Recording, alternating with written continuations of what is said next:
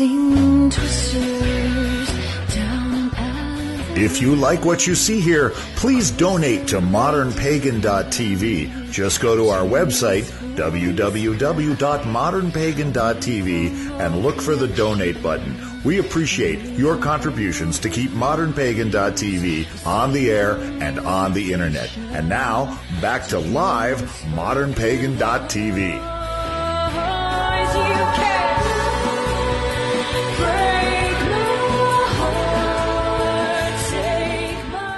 Well, it's modern unless they're watching it on YouTube. Yeah, I was wondering about that. If they should have a little thing, it's like not live is undead. Maybe we could have undead TV for the people who are watching it in YouTube. If you're not watching it tonight on Tuesday night. Right. So we have a Skype caller, we do, our very first Skype caller. Right. I'm so excited. Brent, right? Is that who it is? What? Hello? There we go. That's better. Hi. Couple of problems. You sound like you're like breaking up as you talk, and you're very echoey on the Skype call. You sound better on like the actual live feed than the Skype call. And yes, I was muted, so my fault. Oh, see, you're messing with us. Okay, we knew it. Where are you calling from? Michigan, near Detroit. Okay, cool. So, what do you have for us today? I just wanted to say I've been enjoying the last couple of shows, the last two, of course. I'm actually a part of a radio show for Pagans Online. Cool. And to see an actual transition into TV as well is very exciting. Yeah. Well, that's cool. I've always been told I have a face for radio, so maybe I should do that instead. So. Yeah, I've been told that too. I love it. I love it. Well, that's awesome. Why don't you send us the link? Are you on Blog Talk? Yes, Blog Talk Radio. I'm part of Pagans Tonight. Okay, cool. Super. Send us that link so we can post that. And how often are you on the air? I am on two different shows. One is through the Witch School Pagans Tonight, and I'm on that every Sunday night for their late teens, 20-something show called The Young Witches. Okay. And I am also part of another show on Blog Talk Radio called Main Street Universe, which is a independent show. Okay. Okay. Sounds cool. Yeah, send us those links. We'd love to post them for you. How do you find us? Yeah, and how did you find us? Did you find the website or what? Twitter first. I found the Twitter completely random, and then I saw it get popped up while I was at work one day. It linked that you guys sent a message because I remember saying that you were a few months before you started the show. It was back in December I found it. December, yeah. So you were still a month away. Yeah. And I had it set to send it to my phone. So I learned while I was at work that your first show was starting, and I drove home and got on the air got on the chat room as soon as I could. Cool. So how is your show being received? Getting a lot of good feedback? We've gotten a lot of good feedback. I joined an already established show that had been going on for about a half a year now, and I joined in November. And we've gained quite a few more listeners since I started, so I take that as a good sign. Well, good. Well, hopefully you'll get a few from here, too, that like to cross over and see what you have to say. Mm-hmm. Absolutely. I think that's fun. I think, wow, boy. So you're completely out of the closet. That's really exciting. Yes, I've never really been in the closet, admittedly. I mean, there was the transition phase from when I was a Christian, almost became a pastor. Me too. I was on the fast track there, so I know what you're talking about. To paganism, and I jumped in with both feet running forward. So, well, good. And what's it like? What's the atmosphere there? I mean, is it accepted in the area you're living in? Or in my immediate area, yes. I live in the suburbs of Detroit. I've never had any problems. That's good.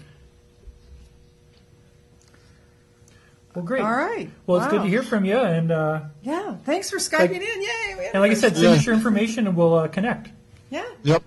All right. Thanks. Blessed be. Blessed be. Blessed be. Okay. All right. Yeah. So I'm going to do timely tips. You're going to do your timely tips. I know. I'm going to do timely tips. Laura's timely tips. That was good. I like that. All right. My announcer voice. Yeah, that was very good.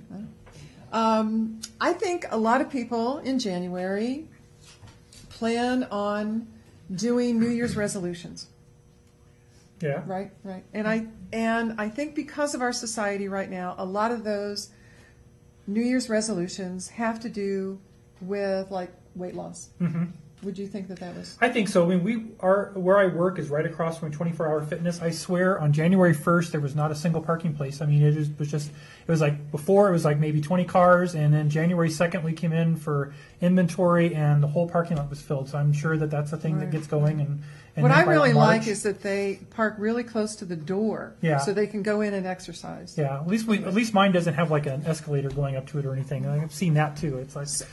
One of the things that really drives me crazy about the whole concept of weight loss, there must be 1,000. I think if you wanted to really make some major bucks, you could write a diet book, right? I would say that beyond the shadow of a doubt, most of that information, everybody can probably lose weight on any diet, weight loss diet. The problem with that is, one, doing it in a way that fits your physiology. I mean, the goddess created us in a certain way. Certain nutrients are important to us. Certain modern things that people call food, our systems have never seen before and don't know what to do with. So if you really want to know about good nutrition, and nutrition before Monsanto, so that would be BM. Oh, I'm sorry. BM, yeah. Okay, sorry about that one. So before Monsanto, go to this website. This is the WestonAPrice.org website. Of all the websites in the world, the one that I personally believe has information on how to be healthy, how to stay out of Monsanto's, can I say cesspool? Yeah, or evil clutches or something. Something like that. Yeah. Okay. I probably can't, so I won't say that. If you want to stay out of the pharmaceutical industries, what would we call that one? I don't know. I said I'm not a lawyer, so I don't think I want to give you any advice on this. It's like their sphere of influence. Sphere of influence. Yeah. I like that one. All right. So if you want to stay out of that, if you want to be healthy, if you want to know how to take charge of your life, check out the WestonAPrice.org website. If you're not sure, you're trying to find something to write it down, don't just go onto the ModernPagan.tv website, and under About the Show, you'll see Laura's Timely Tips. And it'll be the first one under nutrition. Yep, and it just showed up on the chat there. Oh, right. It just showed up right there. So those of you that are on the chat. So Drake, you have a segment that you're developing for us. Tell us about that. Well, it's going to be called Ye Old Tool Time. And we talked about different things. I mean, I've been in the community. I think I figured out about 27 years now. And I first really started off. I was really fascinated with the whole concept of the tools especially of Wiccan, the tools of a mage or a witch or a shaman, and I began building a lot of them myself. Making wands, making stuff, selling some of them in the local stores. It soon became quite apparent that was not anything I was going to retire on, because I would do 10, 12 hours on a wand and sell it for $30, and I started actually doing the math after a while and realized that I had to do it for the love and not for the money in any way, shape, or form. But then I began doing classes on people and teaching them how to build tools, how to find them.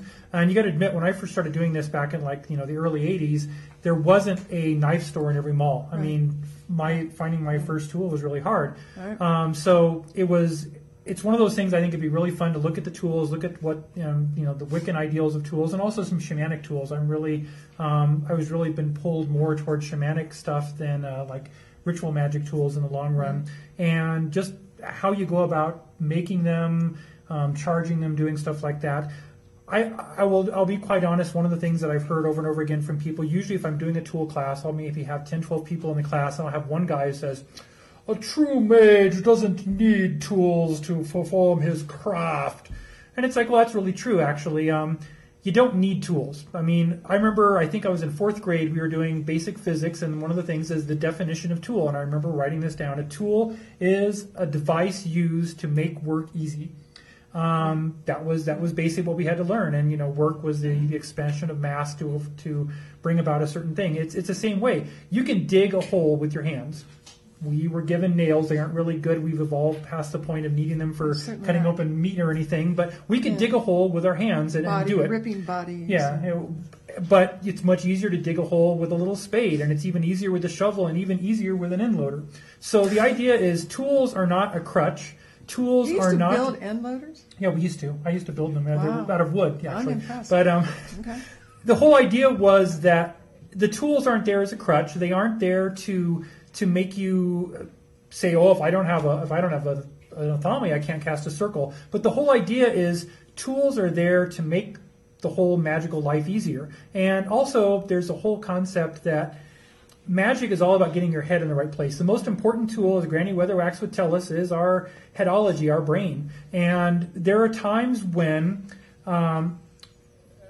we need to get over into that phase. So I mean, okay, yeah, I could walk into the kitchen and pull out a butter knife and use it to cast a circle. Right. I could do it with my hand. I cast Right. circles with my hand all the time. Right. But there is something about having your athame, having that charged item right there that makes it even more potent for you. Also, tools are batteries. Every tool we use takes on a certain amount of our energy. It takes on a certain amount of the ambient energy of the ritual that's being done with it, and we use it to store these energies. So later, for example, my athame, that'll be the first tool we do the next time I'm on, is the ubiquitous athame, is that athame has an actual memory of a circle. Every circle I've cast with that athame is in there. Right. And so it makes it easier to actually manifest a circle. So we're not talking about a crutch. We're not talking about, oh, you're too weak if you can't do this. You're talking about creating a device that makes your job as a witch, as a shaman, easier to do. And so I'd also like to hear from people. I don't know all the different ways. If you have specific questions about tools and stuff, I mean, this could go on for literally a year or two. There are so many wonderful tools. And we also look at the fact a lot of you guys probably have things on your altar that you put on your altar because it said in one of Scott Cunningham's books, put this on your altar, but you don't really know what to do with it. There are amazing spells that could be done with grails. There are amazing things you can do with mirrors and all sorts of stuff. And I'd love to talk about some of the things you can use some of that for. So that's what we're going to be doing on. Cool. Yeah, and we can talk about how to make some of those. I love making my own tools. There's just this tremendous power that goes into putting your own energy into a tool more so than just sending off or buying something on eBay. And that's been a crazy thing for me too. I've had people send me these things of people selling magical charged athames on eBay for $300, and it's like, you know what? Anybody who buys that probably deserves what they get. Yeah. But ultimately, if you're going to make Charged a tool, with you don't. what? Yeah, you don't want it charged by somebody else. In fact, one of the first things you do with the tool is cleanse it of Clean anything, it. even the maker. I mean, even if you know the guy who made it, you probably want to cleanse that out of there. So that's what we're going to be looking at. Ye Old Tool Time is going to be next time I'm on. We're going to be talking about athames. I'm going to bring you some samples, some different things you can do, and even look at doing athames out of different materials than the classic steel. There's some really fun stuff to do with copper, wood, all sorts of things. Obsidian, have you made Obsidian. I use I have an obsidian athame and an obsidian boline. So yeah, so I don't do the flint flicking myself. I tried, and I really needed my blood inside my body. Yeah. So I'm going to leave that to the professionals, and I found some really good sources for that. So that'll be fun. So I'm looking forward to doing that and sharing that with you guys. I'm really excited about it. I have a whole set of lead crystal tools. All the four majors are all in lead crystal. That is really cool. Yeah, and crystal does some amazing things too. You can get some good yeah. vibrations going out. But and the other thing too is everybody needs to know what they vibrate to. I've known people who can't do, for example, steel, and they need to have a copper athame or a bronze athame. Don't let anybody tell you that every athame has to be 12 inches long, made of steel, and have a black handle. You need to figure out where your vibrations are and what's going on. Yeah, an athame. Yep. Yeah, so athame. You can use it to bless Like your they did tarot on- cards. Yeah, like they did on Charmed. Yep. Yeah. So, like I said, so that's going to be really fun. So, looking forward to that. All right. I think I'm looking forward to that too. And I'll be more prepared. We'll have all kinds of stuff, and we'll get into stuff, and we'll be able to take some more questions about the various tools. So, okay. Yeah, actually, My tools do vibrate, Ariel. So Yes. Oh, yeah. I use D-cell batteries usually. So, okay.